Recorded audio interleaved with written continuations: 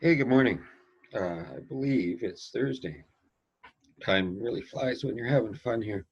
So, yesterday we took a look at high potency cannabis and got a better understanding of what it was and some of its impacts. And I wanted to carry on with that today. Like over the last, well, it's been going on for the last 2 or 3 years, really, uh, since more and more, particularly young people, have been using higher potency cannabis stuff. I've seen more and more kids starting to have some significant mental health issues related to their cannabis use. And unfortunately, and not uncommonly, instead of looking at it like, oh, geez, that's the problem, I better stop doing this, they look at it like, oh, it's the only thing that helps me. And so anxiety gets worse, depression can get worse. Uh, um, really deranged thinking can get worse, uh, and people become paranoid. They become really incredibly anxious, nervous about what's going on. Their thoughts are going all over the place, and they feel that life just isn't in control. And then instead of saying, "Oh, geez, I better," like I said, better stop doing this, they start doing it more, and things get worse and worse. The other side of that is when they stop using, you hear really quickly them saying, "Oh my God, I can't believe how much better I'm feeling. I, uh, I'm happier. All that crazy thinking's going away. I feel more connected to people." And really, what's going on is that drug, and in particular, too much of that drug, too regularly, really disrupts how the brain is working. And if things seem out of control, uh, usually we'll externalize that and say, "Oh my God, my life is a mess." More often than not, that issue isn't outside; it's inside. It's something the matter with what's going on with your brain. But it's way easier to blame other people, other things, to uh, make yourself feel okay. Anyway, I've got a couple of things I want to share with you here. I got to do that. I got to do this. And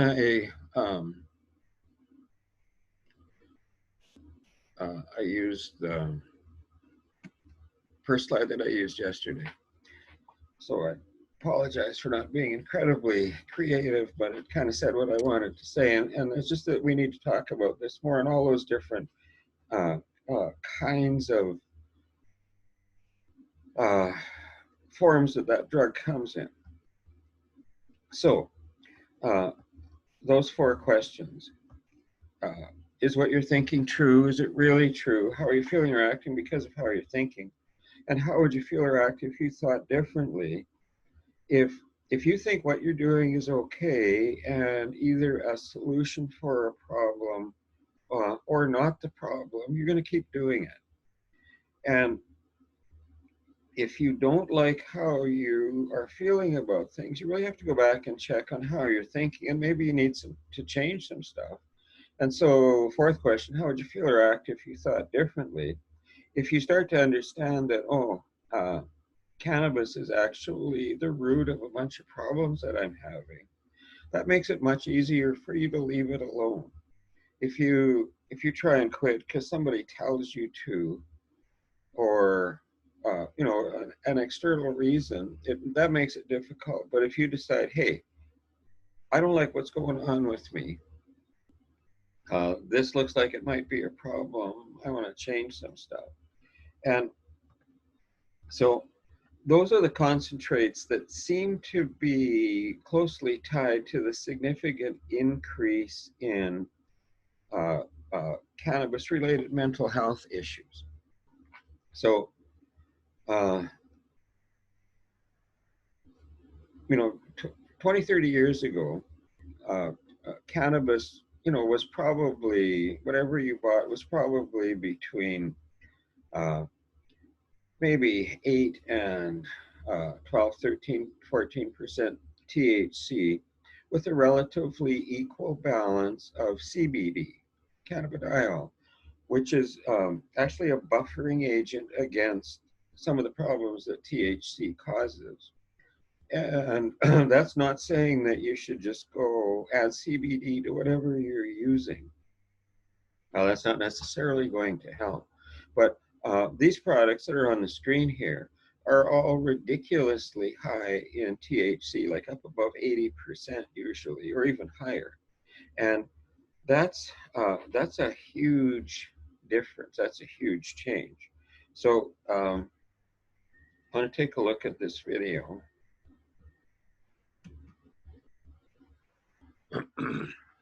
Seeing things or hearing voices. Go start over.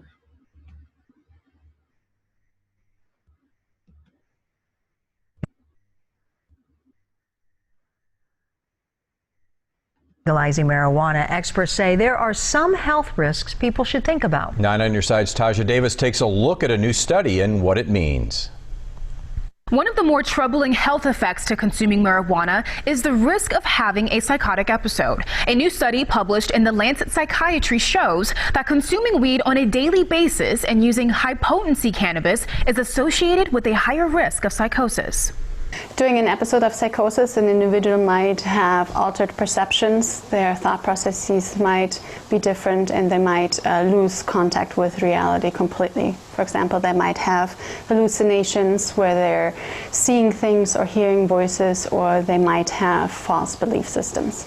The study found those who used weed daily were 3 times more likely to have a psychotic episode compared with someone who never used the drug. Use of high-potency weed every day almost doubled those odds. And it gets even worse that if people who use high-potency marijuana have a 5 times greater odds of having a psychotic episode. The study defines high-potency cannabis to have more than 10% THC. Dr. Trush says one theory that connects weed and psychotic episodes is that marijuana influences dopamine in the brain, a chemical that can affect hallucinations. But she and the study stress that there really is no conclusive link of marijuana directly causing psychosis. Unfortunately, marijuana has been classified as a Schedule I substance by the federal FDA and thus hasn't been studied completely. We would greatly benefit from having further studies done so that we could completely understand what marijuana is doing to the human body and mind. According to the National Alliance of Mental Health, as many as 3 in 100 people will have an episode at some point in their lives. Taja Davis, KGUN 9 on their side. So, why this always does that? As more states are legalizing marijuana, So experts say there are some health risks people should think about. 9 on Your Side's Taja Davis takes a look at a new study and what it means. One of the more... Sorry, that's the same one. So, 10% THC weed is almost unavailable. One of the really good things about the legalization of cannabis is that there are now, when you go into a store, cannabis shop, you can look for exactly what you want. So you could get something with lower THC and higher CBD, which will in some ways reduce the negative effects. But in saying that, I also really need to stress that this drug is not recommended for anybody really under 18. It interferes with brain development issues. So while most of the education stuff I do is directed towards kids, I'm not saying that a little bit's okay, or just do this or just do that. Like, if you care about your brain, it's really important to leave this stuff alone. But this one is a nice mix of clinical and kind of a street guy. I want to know how likely a cannabis smoker is to experience conditions like psychosis, and what part the drug has to play. Gloved hand, clean hand. Yeah. Celia Morgan, a psychopharmacologist whose research links between cannabis and mental health, has agreed to talk me through it. What is the percentage of people that are more likely to develop psychosis? So smoking cannabis contributes to psychosis, and people suggest that it might bring the onset on, it might bring it on a bit earlier. Amongst heavy smokers, it roughly doubles your risk of developing it. Yeah. But actually so many other factors are really important in developing it. One of the most important we know is stress, and things like social deprivation, which are much more key to whether you develop it or not. Stress and social deprivation go hand in hand, yeah. But environment and smoking weed definitely are two contributors, and it's not just a case of weed being the sole cause of the psychosis. No, but the plant is a very complicated thing that has all of these different chemicals in it. And the tinkering that we've been doing with weed is making it a more dangerous substance. So we need to do a lot more work, I think, to understand exactly how vulnerability interacts with your environment and smoking weed to develop psychosis. Although most cannabis users won't suffer negative effects, for some, heavy and prolonged use can be the tipping point. So what's in the drug that can be harmful? The cannabis plant contains around 100 chemicals that are unique to it, and the most common one is THC. So that's the thing that gets people stoned. We found that people who smoked weed that was high in THC makes them anxious, and it can produce these kind of psychotic-like effects. CBD, or cannabidiol, is the second most common chemical in the cannabis plant. It reduces their anxiety, and when it's given to patients with psychosis, it is actually antipsychotic. So it seems to be like a kind of have opposite effects to THC. Yeah. But they both occur in the naturally growing plant. So it's almost a balancing effect, in fact. Yeah. Celia tests the levels of THC and CBD in street weed to work out the potency of what's being smoked today. So, Stephen, do you know what these different types of cannabis are? Well, that's obviously skunk. Mm-hmm. It doesn't smell too fruity. Mm-hmm. That looks like hash to me. Mm-hmm. And that, to me, looks like pollen. Spot on. And would you have a guess at how much THC, which one had the most THC in it? That would definitely have the most THC. Spot on again. This is why you're Professor Green. Skunk is now the most widely available cannabis in the UK. Often with higher THC and lower CBD, it can be more dangerous to some people's mental health. People have done some research, and what they've found is that growing cannabis under intense light, and that's how skunk's grown predominantly in this country now, that actually reduces the level of CBD in the plant.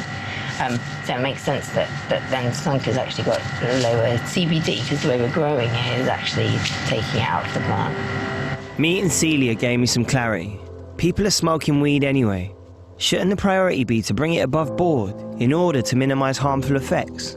What makes this argument really difficult is that there are people who, after smoking weed, have suffered psychotic episodes. There's no doubt a harmful side to the drug, but for legalisation and regulation, they can control strain, strength, people know what they're smoking. Yeah, I'm going to have the same issue again here. Here we go.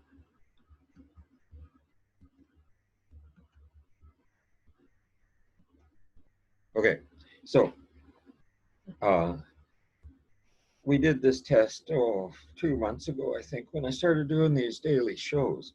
But let's take a look at it again. So if you do use cannabis, here is a little test. So I don't know. Let's call this guy Willie. We'll do a male. I think I did a female last time. I can't remember. And let's say he's 17. Okay, during the past 3 months, how often have you used cannabis? So if you're watching this, get a pen and a piece of paper. I'll give you a couple of minutes, or pull up your phone and do this in Notepad. And let's say, and keep track of what you're doing here. So, and I'll give you a little clue on the scoring of this. So this level, once in a while, counts 1. second, the third, it never counts 0. Once in a while counts 1. Monthly would count 2, weekly would count 3, and daily would count 4. So keep track of kind of what your score is as we're doing this. So daily or almost daily. During the past 3 months, how often have you had a strong desire or urge to use cannabis? And again, let's say daily or almost daily. And you need to be honest with yourself. If that's one of the things that you start thinking about pretty quick in the day, that's an urge. During the past 3 months, how often has your cannabis use led to health, social, or legal, or financial problems? So if we look at uh, uh, maybe just financial, if you're smoking every day, you're probably spending $200-300 a month. And so, well, let's be generous here, assuming that you have a job. That's not too bad. During the past 3 months, how often have you failed to do what was normally expected of you because of your use of cannabis? So that includes not getting stuff done that you were going to do, planning to do something but getting high and then not have it happen, driving impaired. If you're a teen and don't have an income, lying to your parents about why you want money so that you can buy weed is uh, uh, fits into a yes for that. So let's at least say weekly. Has a friend or relative or anyone else expressed concern about your use of cannabis? So let's say your parents or your partner, whatever did. So yes. Have you ever tried and failed to control, cut down, or stop using? So be honest with that. If you said I'm going to take a break and it didn't last very long, if you uh, said I'm going to just smoke on the weekends, but that's not happening, then again, let's say yes. How often do you drive after using cannabis or ride with a driver who has been high or is high? So let's say sometimes. When you use cannabis, how often do you drink alcohol or use other substances? Again, let's say sometimes, because lots of people mix those things when they're at a party. In the past 12 months, what's the largest amount you estimate you've spent on cannabis on a given day? And so that's a little bit of a confusing question, but let's say you bought 2 grams, so that's $20. An average month, how much money would you estimate you spend on cannabis? So if you're smoking every day, it's probably fair to say $250. How do you get your cannabis? Please select all that apply. So sometimes people are cutting this in, but you've started to either find access to or get it from a dispensary, just for that additional safety factor. What your employment status is, let's make you a student. And I'll stick in my postal code, which is S0G. And we're checking to acknowledge that they're not sharing any non-personal information. And they're generating a result here. So those scores that I put in put me, let me make this bigger. There we go. Put me in the top 5.6% of people, 17-year-old males who smoke cannabis. So that means that 95% of people are using less than that person. And this is interesting, like 62% of 17-year-old males haven't used at all. And so if you're stuck in that everybody does it kind of thinking, that will kind of maybe get your attention. I spent about $3,000 last year. That was enough to go to 333 movies or eat 1,200 slices of pizza. And assist score is the same as cannabis use disorder inventory test. And our score was 36, which puts us in a really high risk category. That puts you in a cannabis dependence category.